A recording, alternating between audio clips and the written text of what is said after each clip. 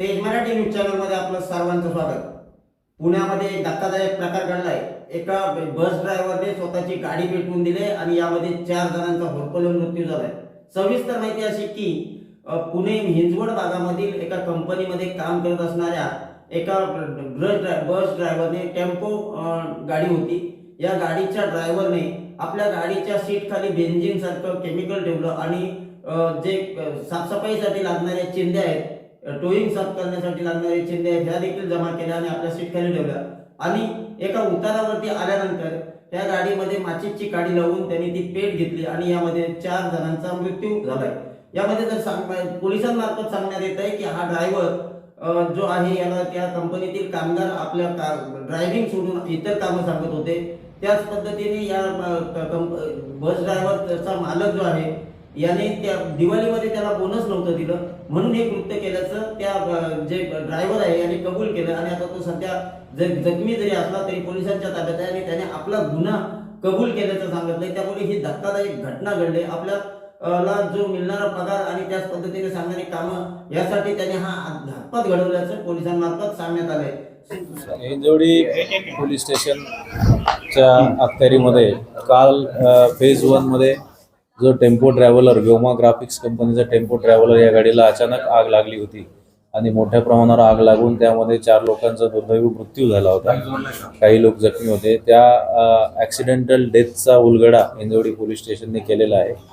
यामध्ये गाडीचा जो चालक आहे जनार्दन हंबर्डीकर वय 54 वर्षे यांनी घातपात रचून केमिकल बेन्झिन सोल्युशन आपल्या त्याच कंपनीतून आणून 1 लिटर बेन्झिन सोल्युशन स्वतःच्या ड्रायव्हिंग सीटच्या खाली ठेवलं होतं आणि त्याच्या खाली कापडाच्या चिंध्या ज्या कंपनीत त्या प्रिंटिंग कंपनीत वापरल्या जातात त्या चिंध्या ठेवल्या होत्या आणि बनाव करून प्लॅन करून आगपेटी लावून त्याने तो ब्लास्ट घडवून आणलेला आहे। ज्या ब्लास्टमध्ये 4 लोक हे मयत झालेले आहे। यामध्ये गुन्हा दाखल करायचं प्रक्रिया सुरू आहे। आरोपी मेडिकल कस्टडीमध्ये आहे, तो इंज्युर्ड आहे, त्याला ताब्यात घेण्याची प्रक्रिया आम्ही करत आहोत आणि पुढील तपास हिंजवडी पोलीस करत आहेत। कारण काय झालं आणि नेमकं कारण यामध्ये व्हेकल इन्स्पेक्शन केल्यानंतर त्या ठिकाणी आम्हाला खाली आगपेटी आणि काही जळालेले वस्तू मिळाले, काही एक्झिबिट्स फॉरेन्सिकला मिळाले। RTOच्या इन्स्पेक्शनमध्ये कुठेही शॉर्ट सर्किटबद्दल त्यांच्याकडून पुष्टी झाली नाही किंवा गाडीचे जे पार्ट्स असतात त्याबद्दल फर्दर इन्व्हेस्टिगेशनमध्ये आणि इंट्रोगेशनमध्ये आम्ही ज्यावेळेस तपास केला आणि इतर विटनेसेस व्हेरीफाय केले त्यावेळेस कळलं की कंपनीमध्ये चालकाचा इतर जे एम्प्लॉईज आहे ज्या बसमधून तो घेऊन जात होता रोज त्यांचे वाद होते। दिवाळीमध्ये याचा पगार दिला गेला नव्हता, तसेच याला ड्रायव्हिंग व्यतिरिक्त इतर मजुरीची कामं दिली जातात या बाबतीत या चालकाचा यांच्यावर रोष होता।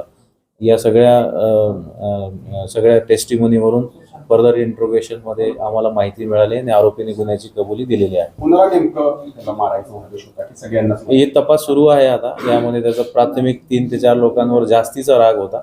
आता फर्दर इंट्रोगेशनमध्ये ही बाब निश्चित होईल।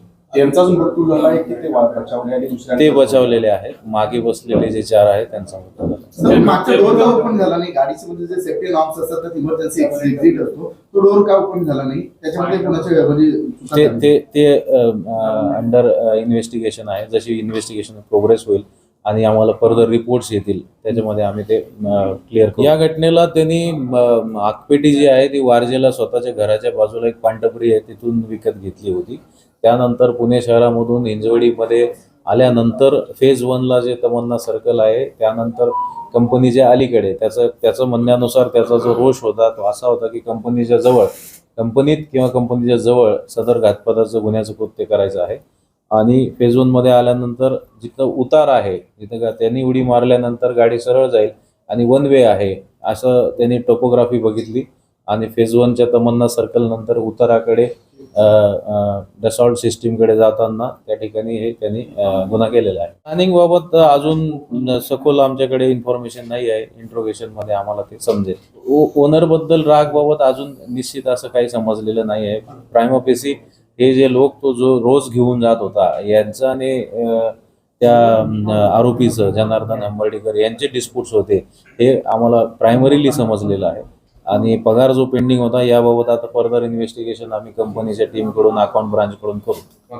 नाही याची पार्श्वभूमी नाही आहे काही।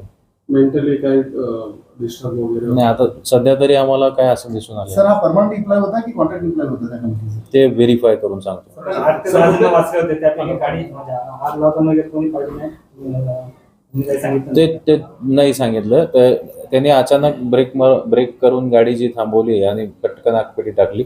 आगीचा पहिला भडका उडल्यानंतर कॅओस तयार झाला आणि मग ही पुढची घटना सगळी झालेली आहे. सर आता किती जखमी आहेत आणि त्यांच्या प्रकृतीबद्दल काय माहिती आहे? आणखी काही सिरियस होते अशी काल माहिती कळली. 6 लोक काल रुबी हॉस्पिटलला ऍडमिट होते. एक अत्यवस्थ होता, डीप इंजुरीज ज्याला होत्या ते सूर्य हॉस्पिटलला आहे आणि सर्व सेफ आहेत, अंडर ट्रीटमेंट आहे. सर